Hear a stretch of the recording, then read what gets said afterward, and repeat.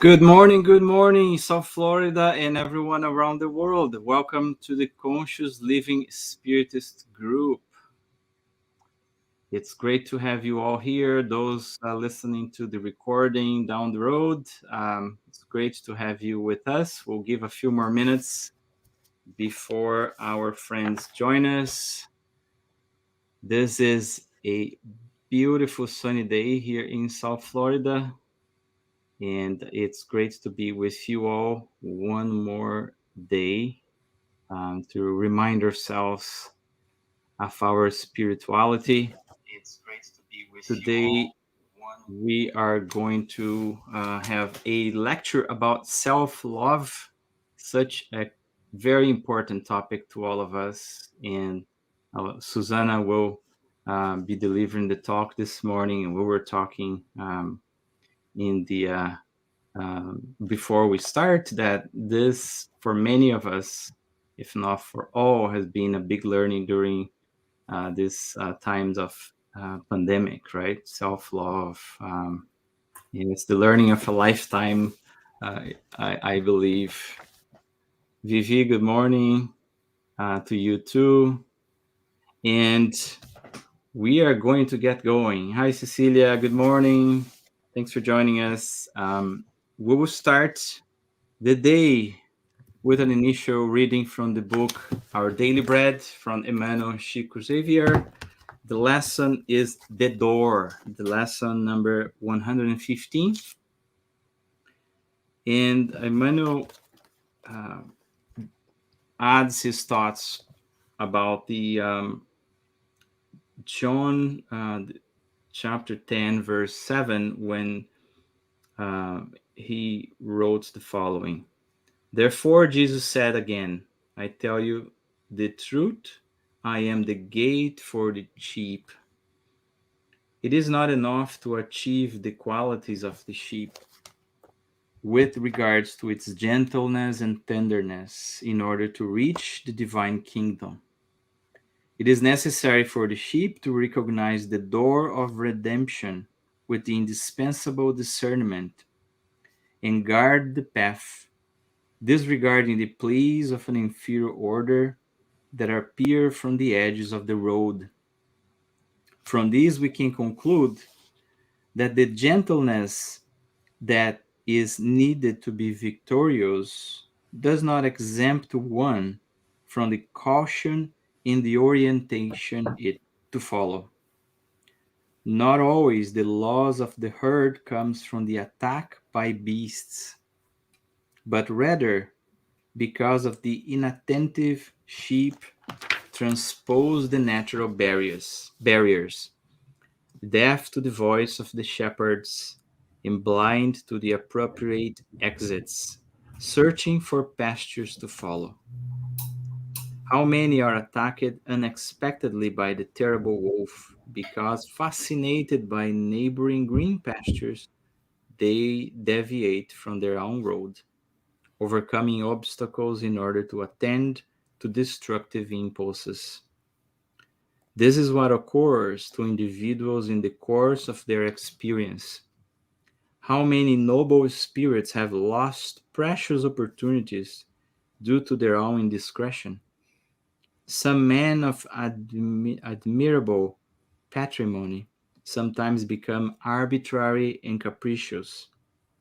In the majority of the situations, they imitate the virtuous and useful sheep who, after having achieved various ennobling titles, forgets the door to be reached and breaks the necessary and beneficial discipline in order to yield to the devouring wolf. It's um it's a very appropriate analogy, right? Of the sheep, those following the shepherd, Jesus in this present existence, and very often we got distracted and seduced by the material things, the temporary things of the world, and we forget the path, the ultimate objective of this existence, which is our betterment, right? And supporting each other along the way. That's why it's so important for us to be here together. And with that, I would like to invite everyone to join us in our initial prayer. I would also welcome Ligia, who is watching us from Brazil. Hi, Ligia. So let us close our eyes and bring our minds and hearts together for these very brief moments, elevating our gratitude to God for another day. We are also very thankful, dear Father, for the assistance of our guardian angels who inspired us to be connected here in this very morning when we could choose so many other things. May we all connect to the lessons that we are going to absorb. May the good spirits be with us in our homes, not only blessing us, but our family members, incarnate and discarnate. We ask, please, for your protection to those who may not be able to join us, and to the humanity as we are all living challenging moments all around the world. May your love strengthen the spark of goodness and love that we have in every single one of us. Dear Master, we ask you please to bless our dear friend Suzana, who prepared her studies, her reflections with great care and love. May we all remain connected and absorb the most to be able to apply today and in the days ahead. Thank you, and so be it. Dear friends, with great pleasure that I bring Suzana here. Good morning, Suzana. Good morning, everyone. Hi, Marcos. Hello, I will leave you. The floor is yours. Thank you. Thank you. So, good morning, everyone. It's to all of you who are watching us now, whether you are watching us live or at a later time. It's a really beautiful day here in Florida. And I understand that sometimes we join in and we don't feel that great. So I am hoping that by the end of today's talk, you can feel a little warmer inside and hopefully a little better in regards to the future, but most importantly, the present moment where you are in your spiritual journey. So today's topic is about self love. Before I get going, I want to say good morning to Vivi, who is here with us, my mom, Cecilia. It's so nice to see you. Hopefully, we'll be able to see you in person sometime. I really miss you. And everybody else who is joining us. The topic today is about self love. And I always like to, when I'm talking about love, to start from the beginning, which is God. So when we think about God in Spiritism, we understand God as being the supreme intelligence of the universe, as well as the most powerful and infinite source of love. We are God's children, therefore, we are God's image, meaning that in relative terms, we are also intelligence and we are love.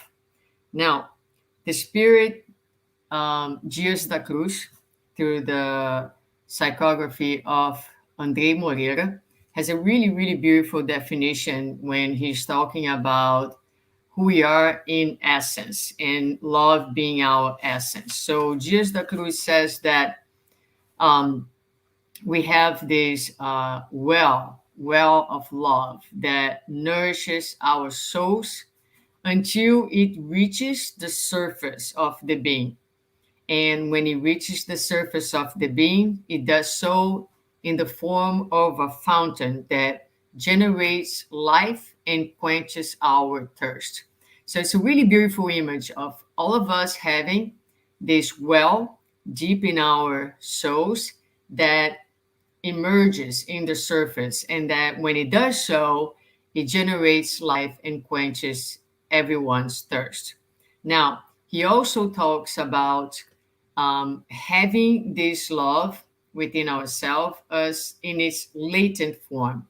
And the purpose of life is to transform a love that is latent within us into a potent love. In other words, a love that is translated into actions, that is translated into life, into healing, into helping, into goodness, into fulfilling our hearts and our lives with meaning, peace, and joy.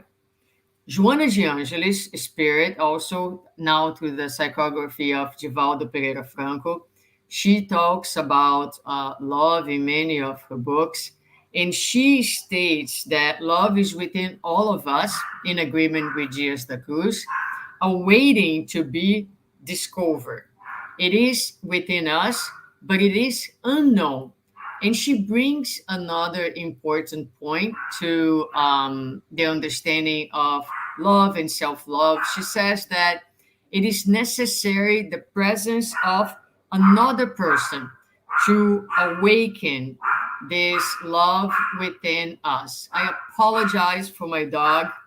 Um, I hope it will start barking soon. I am going to reach out. Give me 1 second. You're good. Okay, here we go. I just reach out here to my household to see if someone saves me. Getting back to the lecture. So, into Joana.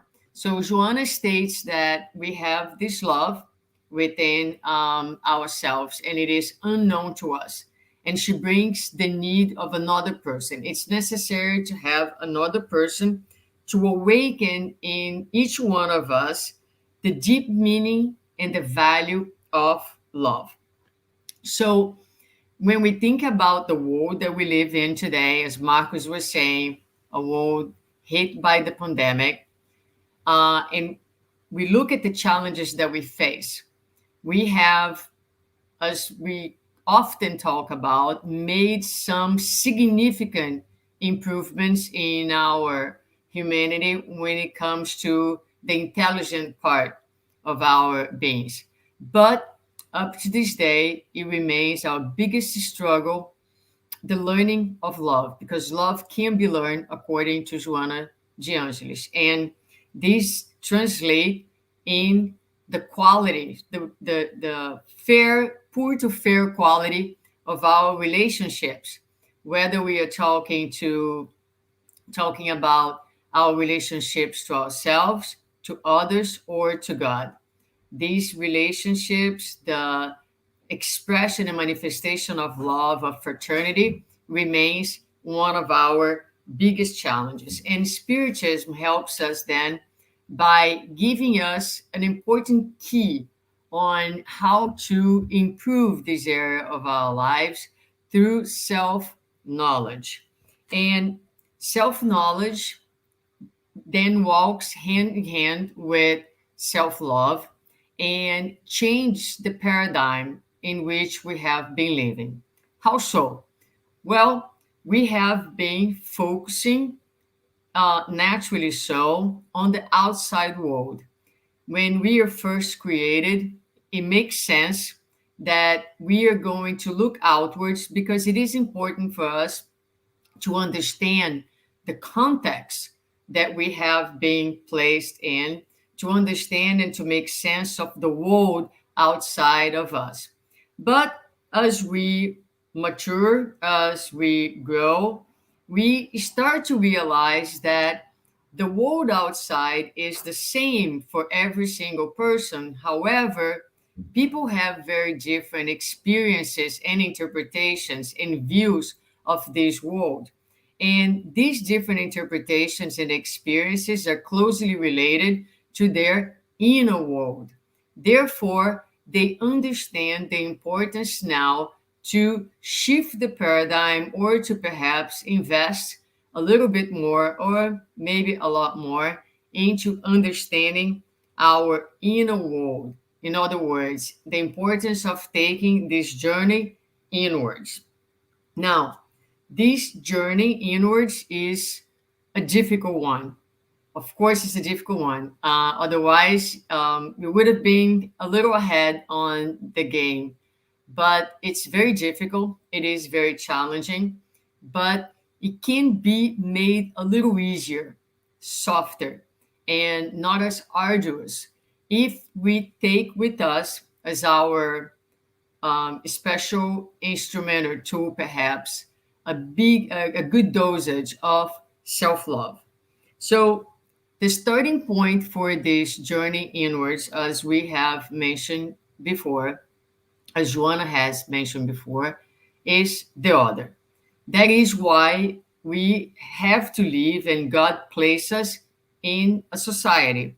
We need someone else. We need someone else to get the work started. So the way it works is people will mirror to us the things that we usually are unable to see, the areas in ourselves that we dislike, sometimes despise, sometimes hate, sometimes have such a difficult time dealing with that we ignore completely. We put it away, so far away from our awareness that we have a difficult time even acknowledging that those are areas belong to us. So anytime we are in a relationship and something that we see in someone else, the mote that we see in someone else, causes within us an incredible amount of discomfort, of dislike, that material, that content most likely belongs to us. Is something that is also part of who we are and needs to be attended. But it is difficult, as I have said, to identify and psychologically speaking, these areas of ourselves that we don't want to deal with. They have been called in psychology by the shadows, by the darkness, and in spiritism we can also say, or even in psychology, because Jung recognizes that each one of us carries within ourselves an enemy, some parts of us that we dislike so much, but again, often we are unable to see because it's so painful, but we easily identify outside. This reminds me of the passage of seeing very easily the mote in one's eyes and being unable to identify the being in our own eyes. So that is what this talks about. And I like to bring examples because otherwise it becomes very philosophical.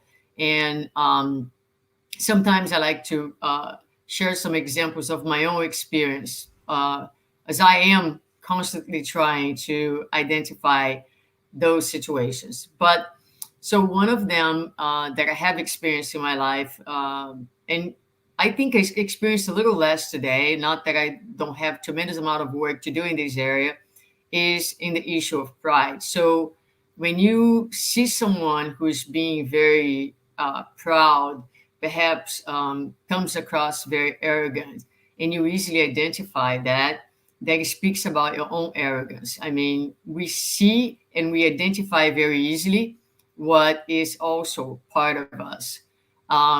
Recently, I dealt with someone who actually wasn't arrogant, was just someone who came across very weak and with a very a strong sense of victimization and powerlessness, and that bothered me so much. It just to the point that I felt pushing that person away, literally. And I'm still here working on my how what does that mean to me? Because I am convinced that it speaks about my own difficulties in dealing with my own powerlessness and my own vulnerabilities and weaknesses, which I probably have been compensating.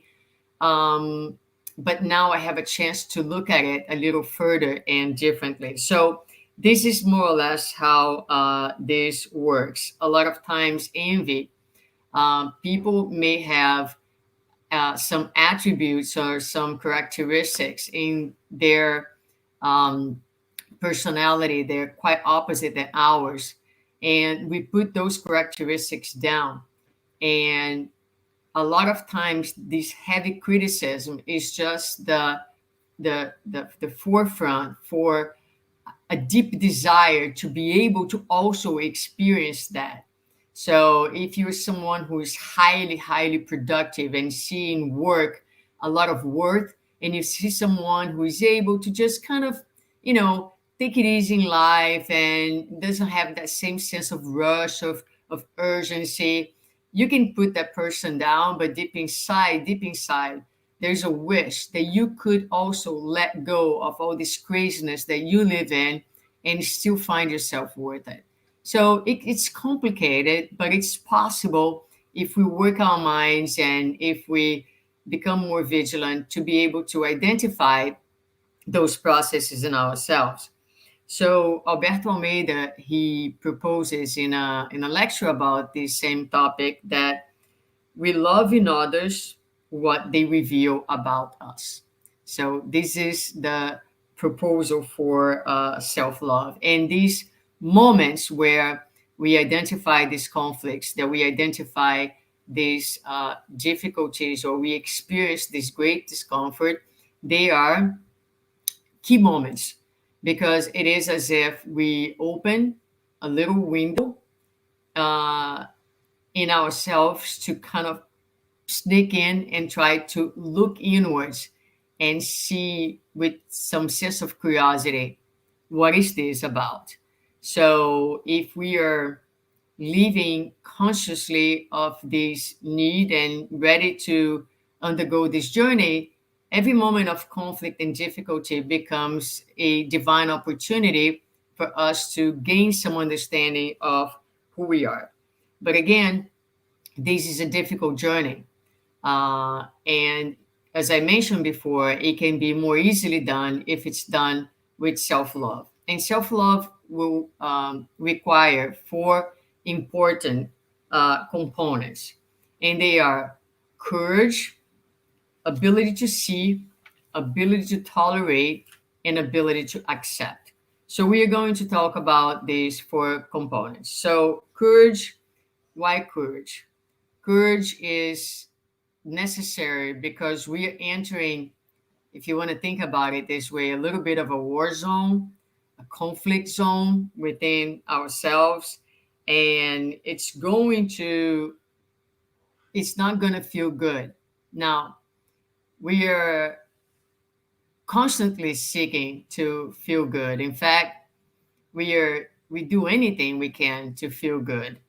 We pop pills, we eat, we distract ourselves, I mean, there's so many things. It's very difficult for us and natural that we seek to feel good. So it takes some courage because we're entering a war zone, and no war zone is a comfortable place to be. Now, it takes ability to see. So in order to make this journey something consistent and solid, you need to make that as a way of living. Um, think about nutrition. So some people are constantly in and out of diets, but you can actually make nutrition a way of living, not something that is sporadically, something that is ongoing, and that is the best way to live a healthy life is to just have a healthy way of eating, for example, that is ongoing.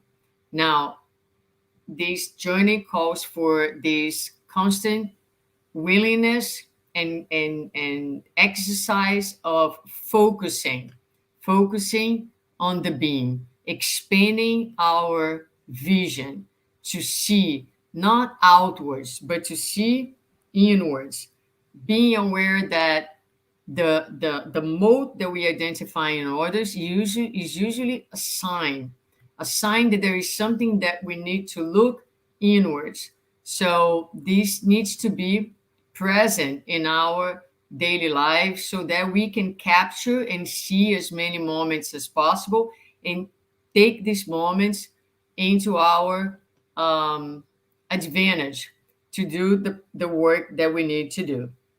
But once we see it, we need to tolerate what we see.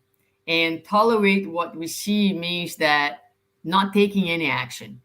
So we need to be able to take some time and let that thing that we are seeing about ourselves to sink in. If we go to work, if we go to play with the kids, if we go, that's okay. But don't let what you saw go away from you. Try to stay in touch with that. Try to hold on to that. Don't shy away from it. Don't run away from it. Because tolerance is a necessary step, a necessary bridge to the next step, which is the most important one, which is acceptance. So, again, we're talking about self love, making the journey of self knowledge easier and lighter. And we are talking about four components they're needed, which are courage, ability to see, ability to tolerate, and ability to accept. I'm going to spend a little time talking about acceptance because acceptance is not well understood, especially in the spiritist movement. So let's start by the definition of acceptance. So acceptance is I think before I give the definition, I think that everybody agrees and talks extensively about the need for self acceptance. So when we think about the definition of accepting, it means that you're in agreement with what is. So let's think about this in terms of our relationships. If you say that you accept someone, you're saying that you're in agreement, you're comfortable with who that person is, the way that person is. So inherent to the concept of acceptance is the fact that you are not going to do anything to change that person. Because if you say to your spouse, to your significant other, to anyone, I accept you, but the next day you are doing something to change that person, then I'm sorry to say, but you think you accept the person, but you didn't, because the definition of acceptance is precisely that you are in agreement with that. So let's take this to our relationship to ourselves. So, how does that fit into the context of um, spiritual evolution, enlightenment? If you say, okay, I accept myself. So, accept yourself, that means there's nothing else you need to do. Nothing else you need to do. So, this is difficult to understand, and I'm going to try to bring some light into this concept. So a lot of people say this idea of self-acceptance is very dangerous because what happens is people are not, they're going to just sit back and say, well, I don't have anything to do. This is who I am. The work is done. And they use self-acceptance to justify all their mistakes. And whoever says that and whoever is concerned with that, it is rightly so because this person is talking about a self acceptance that is just talk, a self acceptance that is superficial, a self acceptance that is shallow, or perhaps not truly self acceptance. So when I am talking here about self acceptance, I am talking about a deep emotional level of acceptance. So I can say I'm proud. Yeah, I know I'm proud, right? And that statement can go nowhere and can be, in fact, one more way in which I defend against my own vulnerabilities. But when I say it, and I have come to a place of acceptance, that statement is loaded with emotional content. That statement reverberates very deeply within myself. As I say that, there is a level of soreness usually that goes along with that comes from that awareness. There is a level of discomfort. There is a little bit of a bad taste in our mouth. It's just like it has hit home, emotionally speaking. This is the acceptance that I'm talking about. This acceptance is inherently an active process. But the difficulty is not an outside active process, it's an inwards active process. I like a lot to use images when I'm teaching and often when I'm speaking to. So I like to think that we have built over time within ourselves layers and layers of like dry ground, like this crust of beliefs, of poor choices, of very disorganized, egoic ways of living.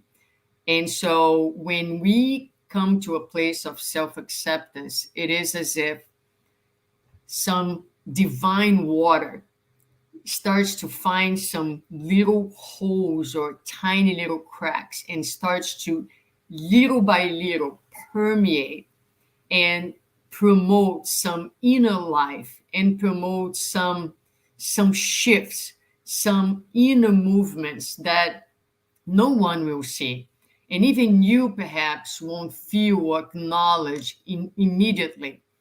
But when you say, I am proud, I am still so jealous, so envious, and you start to understand all the emotional reasons behind all those behaviors, and you come to a place of true acceptance that promotes inside a different type of life, a different type of movement, of action, or an inner shift. Now, religions usually they work a little bit against this process. Why do I say that? Because what do religions expect from us? They expect that we are good people, right? In spiritism, that translates into um, being good, also being evolved. So every day we work with this paradigm. I need to be better. I need to be good. I need to evolve, and I need to be an enlightened being. All good with that, with the exception that when we say those things, we don't take into consideration the time that it takes for all those things to happen. And the outcome of all of this is guilt, shame, and inadequacy. So very often I hear dear, dear beloved friends from the spirits movement, and myself included, who will say, I shouldn't be doing this anymore. You know, I'm devastated that I'm still where I am. I am so ashamed because I know better and I shouldn't be doing better. Well, my dear friends, all these statements speak of no acceptance of where you are and of your humanity. Because we know and well know that the fact that we know some, we have some knowledge about the laws, does not make us good people. It makes us people who know the law cognitively and intelligently. But it takes a tremendous amount of time sometimes to take one knowledge and translate that knowledge into an actual virtue. So when we get profoundly disappointed with ourselves, that is precisely the opposite of everything that I am saying. This is lack of self love, because self love is able to embrace who we are at the present moment exactly the way we are. And that is what makes our lives and our relationships with ourselves and with others better. So, self acceptance is a very, very important and key component of self love. And what happens when we feel those sentiments of inadequacy and guilt and all those things and shame is that we seek to be good externally. So we start doing a lot of good things, but these acts of charity, as we call their outwards, don't necessarily translate where we are inwards. So what I hope to convey to you by the end of this lecture is that what transforms us is not the charity that we do outwards, but it is precisely our ability to love ourselves and to be in peace with our own humanity that will naturally create open space for goodness to take place. We'll get back to this. Goodness will be, in this case, not a result of a volitional or conscious desire to do things outwards, but will be the direct result of this inwards process of acceptance. Because when we accept ourselves, when we accept the human in ourselves, what that does is give us our precise place and size in the universe. We are able to bear our smallness without lose our sense of divinity and worthiness. So we are able, when we accept ourselves, to bear the smallness that we are. And this opens space to do something very, another image that I really like. Our egos have placed us on the top of a podium, on the first place. As we accept ourselves and is able to bear our humanity, imagine that little persona that we put on the top of the podium stepping down from the first to the second place, from the second to the third place, from the third place now to the ground. So our relationships with ourselves and with others change from being vertically, where I look down to others, to being able to look eye to an eye. The human in me sees the human in you. The human in me sees the human within me. Therefore, we can live in a world with a lot more empathy and with a lot of more love towards ourselves and love towards others. But acceptance, in order to be able to fully come to this place of acceptance that is extremely powerful, extremely active, and leads to transcendency and to better relationships, we need three key ingredients. Otherwise, we are not able to tolerate them. One is sense of dignity. The second one is respect. And the third one is humility. So it is difficult to accept ourselves if we're feeling, for example, unworthy, right? So the sense of worthiness, the sense of value, it's important. Um, Humility is our ability to, again, understand how small we are in the concept of the universe without ever losing our sense of the divine being that we are, uh, children of God. So the best passage of Jesus that I think that speaks about our sense of dignity and worthiness is the parable of the workers of the last hour, or the vineyard.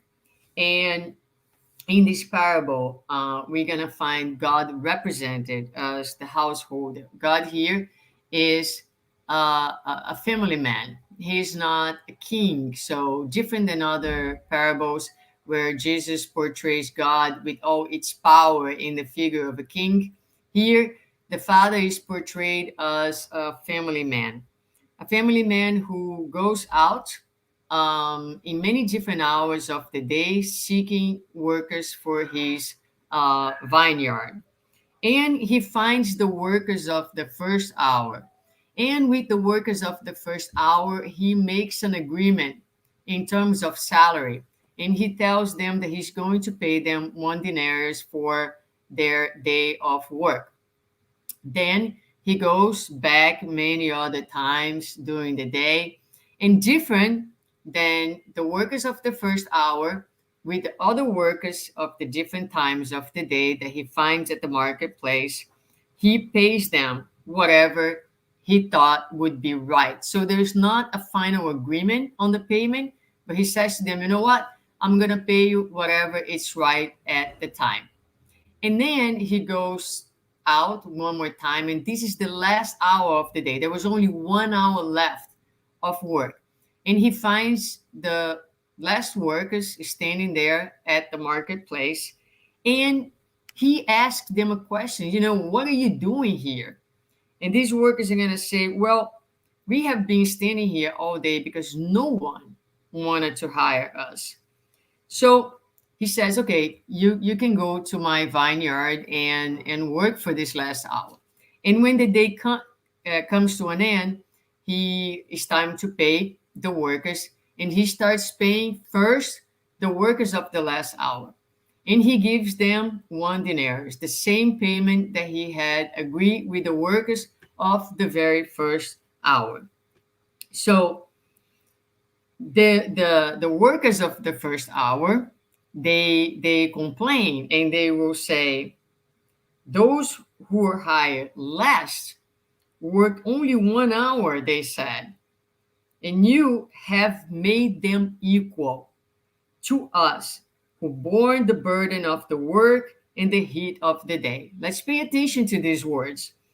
And you have made them equal. And I say that and I feel a little emotional because that is a very strong passage.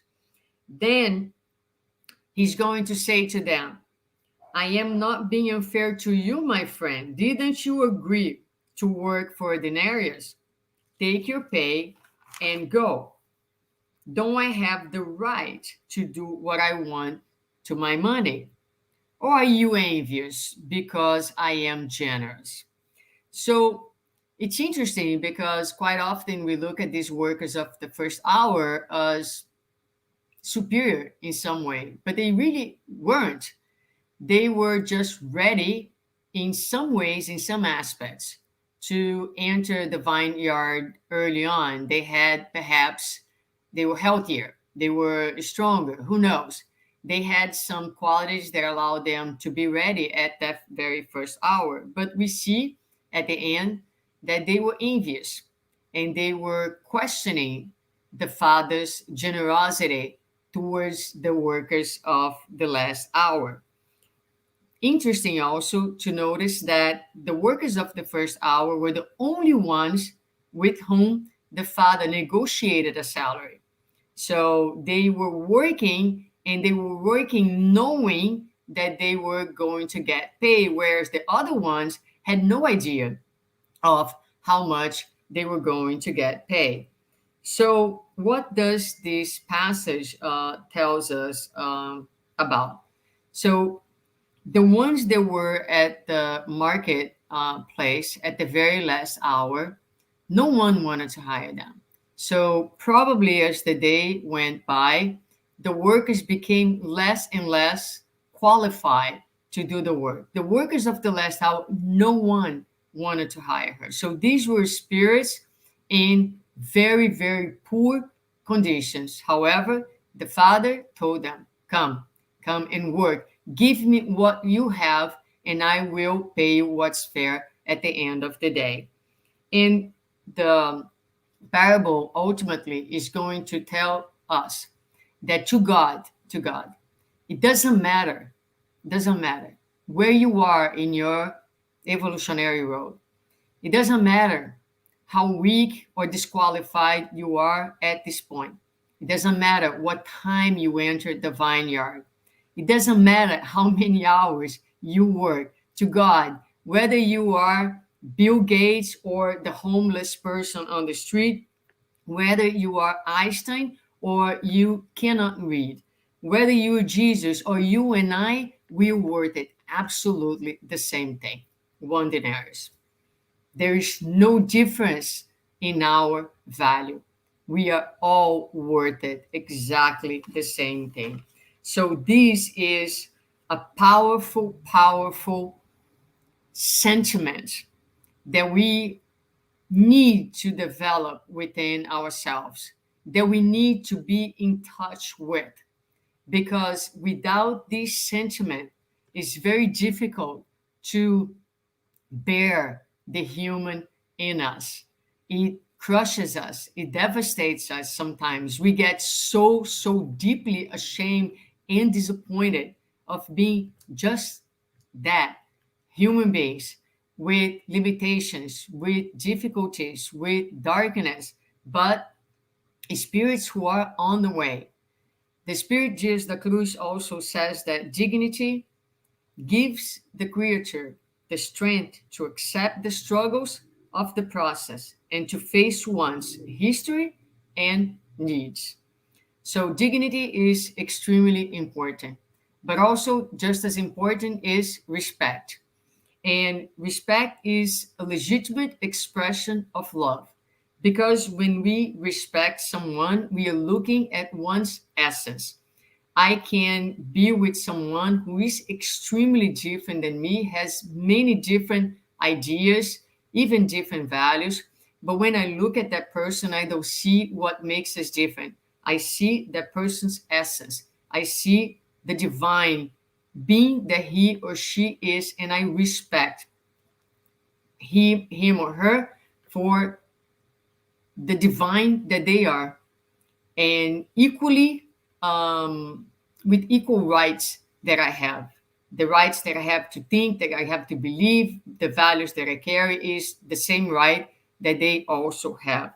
So when we respect someone, we look at the person, and with sense of dignity, that person is seen, so there is visibility. The person is considered for who he or she is, and that person has a place, that person belongs. So respect gives the other dignity, visibility, consideration, and sense of belonging. The same respect that we must develop towards others, we have to practice towards ourselves. The more we're able to respect who we are, in other words, to develop this sense of dignity, to see, a lot of people feel unseen. It's important that we see ourselves.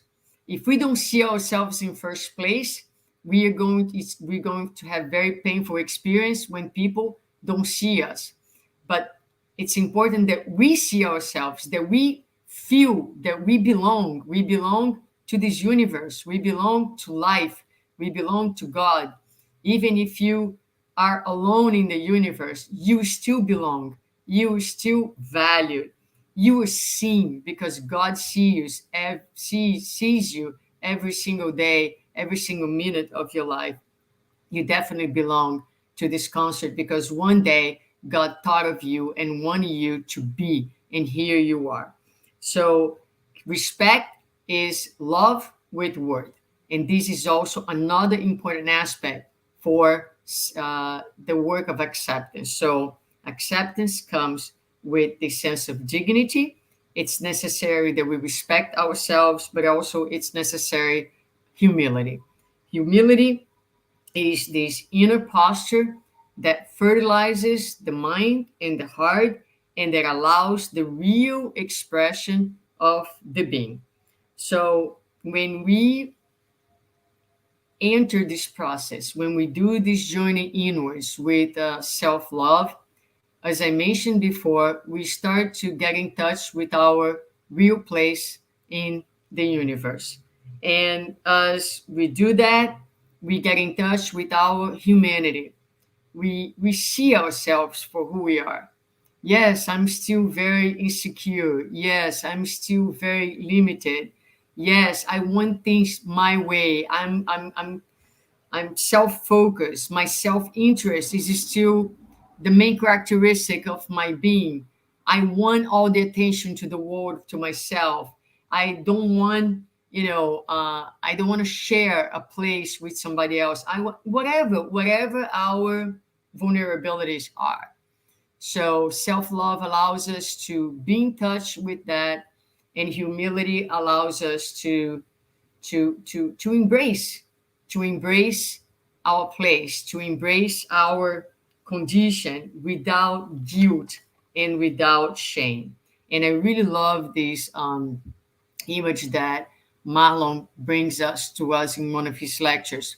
Look, a second grader child um, will have his or her handwriting not really pretty, and not only the handwriting won't be pretty, but will probably have some mistakes.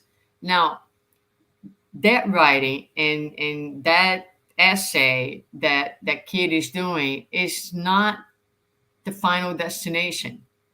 It's not his full potential, but it is where he or she is. And this is his or her best version at the moment. And that 8-year-old child has no shame or guilt for making mistakes or for having that awkward handwriting, because this is the place for him or her to be in his or her evolution. But he's fully aware that he's in a journey and that there's more to come. And this is, my dear friends, what self love truly is about, is to understand that this is where we are, and it's all good. So I did this lecture another day, and someone asked, but what happens when we do many mistakes knowing that, we are doing a mistake and we shouldn't be doing anymore? Well, it goes back to the same thing. You in the process of learning, you have learned cognitively, but let's understand that learning is not a cognitive process only. It is an emotional process. It is a spiritual process. So a lot of times it will take not only one error, 10 errors, 100 errors, 1,000 errors for something to finally click, and for those mistakes to build enough of a momentum within us and allow enough healing within us so that we gather the strength and we are able to perform the only miracle that truly exists in spiritism, which is the miracle of self transformation.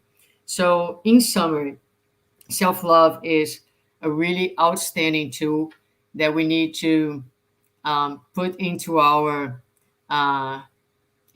backpacks as we go on in our daily lives. Um, it will allow us to take this journey inwards more kindly, more generously, and to get in touch with our humanity without so much suffering that comes from all the guilt and shame. It allows us to step down from the places of defense that our ego has placed us. It will allow us to assume our real position in the universe, and it is the most powerful tool for the implementation of a better world, because the day that we step down from the heights where we have placed ourselves and we're able to embrace our humanity, our relationship with ourselves will be lighter, our ability to see others and be empathic to others and embrace others will be absolutely extended. Now I ask you, can you think of a better world than this one? When we think about goodness and we think about being good, can you think of anything more good, if I can say it this way, than this? That our ability to be empathic to one another. Now, notice, it didn't come from me saying, today I'm gonna wake up and be good and go out there and save people. I have to save myself first, myself from my tough judgment, from my harshness. I have to embrace myself, to love myself. And if I can do that from the place where I am, then walls will come down and bridges will be built from my heart to yours, and we will be together in a different world. Thank you, guys.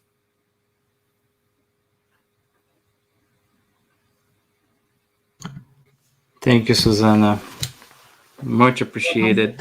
And those were certainly deep reflections to many of us, as you said, right, during this past 2 years with so many challenges and hardship.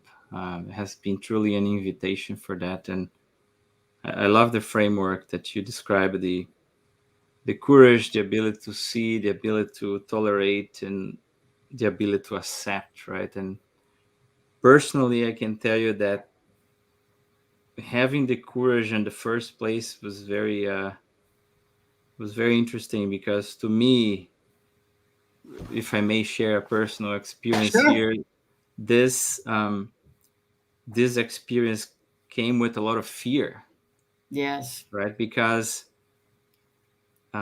when we remember what Jesus said, love your neighbor as you love yourself, and I started to realize that expectations for perfection of myself, being harsh with myself, there's no way you can help but you expect that from others too, right? So it was Yes. exactly that invitation to, you can only accept others if you accept yourself.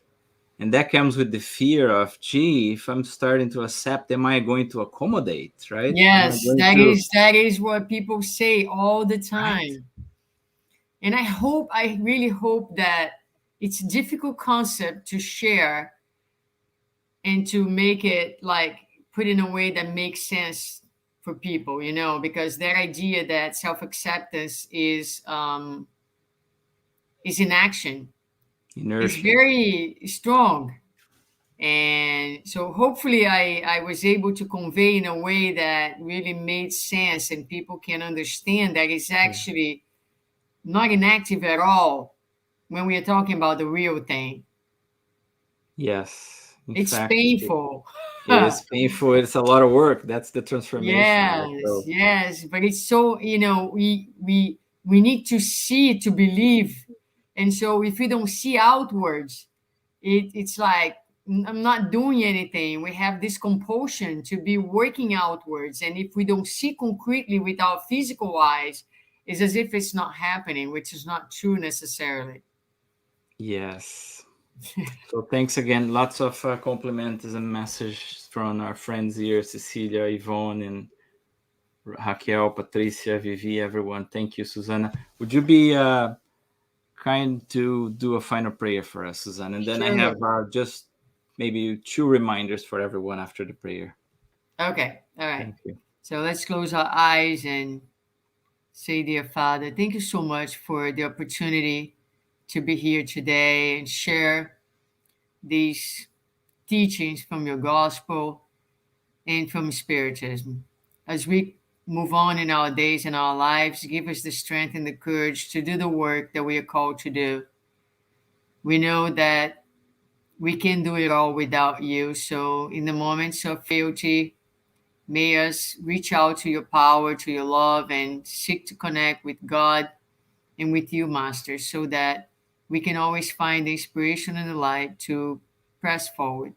Help us to be kind and patient with ourselves and with all the people who are around us. Give us the intuition to spread the good, starting with ourselves. Bless our families, our homes, and all the people in the world who are struggling, but particularly the ones who are experiencing depression, who are in experiencing sorrow, disappointment, and more anguish. To all of them, may the light of your love touch their hearts and souls and inspire them towards goodness and towards healing. Thanks again for all the blessings of this day, of this moment. Please continue to be with us. Thank you so much, and so be it. So be it. Thank you, Susanna. Before we go, just a reminder for everyone, we are super excited, super happy that we were able to resume the spirit study for children and youth as a partnership between the Conscious Living Spirits Group and CEFA, the Spirit Center Fraternity in Love. So both groups are together Thank you to the facilitators who stepped up for it. If you are a parent, if you have a friend that knows that they are looking for spirit study groups for their kids, ask them to reach out to us. Just go to our website, send us a message on Facebook or anywhere, reach out to one of us. The group for kids from 8 to 12 years old happens on Mondays at 8 p.m. via Zoom. It's a virtual group until we come together again in a new physical space. And there's a group for teenagers for 13 up that happens on Fridays at 8 p.m.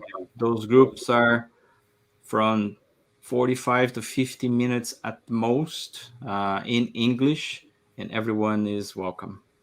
And another and final reminder is if you have an opportunity to give a contribution to our center, also go to our website and make a one-time donation, or you can now set up a recurring donation through the Square. Super easy. And I forgot numerous times to do my contributions because we are virtual, and I just went there and did a one-time contribution on my card. Super easy, as if we were doing in the center, right? So if you can, please do help the center as we prepare to come back together, hopefully soon.